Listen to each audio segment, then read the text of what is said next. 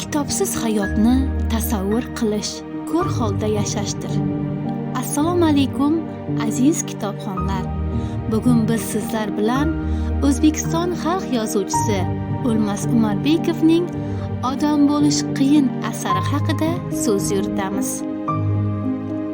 O'lmas Umarbekov 1934-yilda 25-yanvarda Toshkent shahrida tavallud topadi. O'zbekiston xalq yozuvchisi O'lmas Umarbekovning Odam bo'lish qiyin asari ilk romani bo'lib 1969-yilda yozilgan.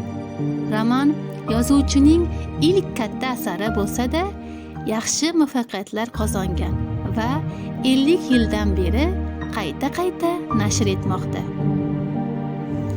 Odam bo'lish qiyin romanida hayotning haqiqatga to'la nafasi ufurib turadi. Asar tilining soddaligi, voqealarning jonliligiga e'tiborga loyiq. O'tgan asrning ikkinchi yarmidagi o'zbek nasri rivojida O'lmas Umarbekovning o'ziga xos o'rni bor. Uning Odam bo'lish qiyin romani yoshlar hayoti, ma'naviy axloqiy muammolar, insonlarning murakkab munosabatlari haqida yaratilgan va bugungi kunda ham ko'p o'qiladigan asarlar sirasiga kiradi. Asarda ota-onaga hurmat, qadr-qimmat, odamiylik tuyg'ulari, yosh qalbning tuyg'ulari, o'zbeklarning sodda va mehribonligiga o'spirin bolaning orzulari va shunga o'xshash voqealar ibrat qilib yoritib berilgan.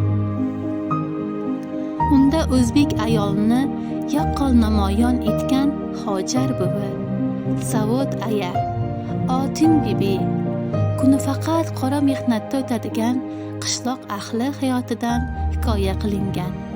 Kishilarning xulq-atvorida ko'ringan salbiy jihatlarni tasvirlash orqali Sovet davri ma'naviyatdagi kamchiliklar haqqoniy ochib berilgan. Kitob o'qish tayyorlangan ovqatni yeyishga o'xshaydi. O'qilgan kitob ustida fikr yuritish esa o'sha ovqatni hazm qilishdir.